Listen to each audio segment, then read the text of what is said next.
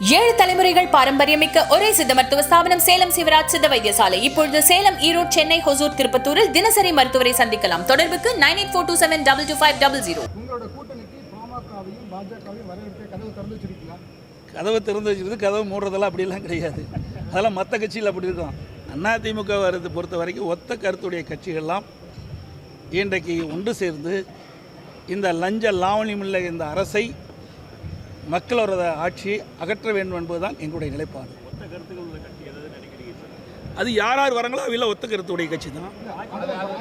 எங்களுடைய கட்சியோடு எங்கள் கட்சியினுடைய கொள்கையின் அடிப்படையில் யாரெல்லாம் எங்களோடு விருப்பப்பட்டு வர்றார்களோ அவர்களெல்லாம் ஒத்த கருத்துடைய கட்சி தான் சார்.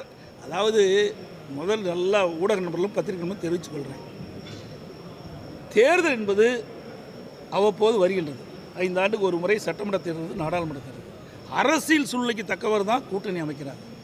அந்த தேர்தலுக்கு நெருங்கின்ற பொழுது தான் அந்த கூட்டணி யாரோட தலைமையில் யார் கூட்டணி இருப்பாங்கன்னு தெரிய வரும். அதுக்கு முந்தி எதை சொன்னாலும் நிற்காது. வந்துடுது. நீ டிவியா பத்திரிக்கையா பார்த்தீங்களா இல்லையா? நேற்று நான் சொன்ன பேட்டி பார்த்தீங்களா இல்லையா? அப்போ மீண்டும் மீண்டும் அந்த கேள்வி கேட்டால் என்ன அர்த்தம்? வேண்டுமென்றே திட்டமிட்டு இதை லைவ்லேயே வச்சுருக்கோன்னு நீ நினைக்கிறீங்க. நான் தெளிவுபடுத்தி விட்டோம்.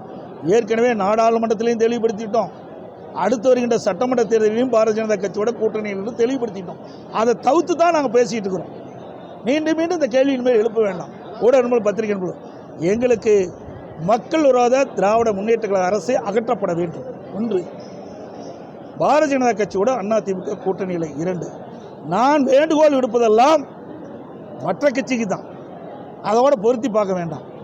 அதான் ஏற்கனவே சொல்லிட்டுமே. அதே மீண்டும் மீண்டும் நாங்கள் எதுக்கு சொல்லிட்டு இருக்கிறோம்?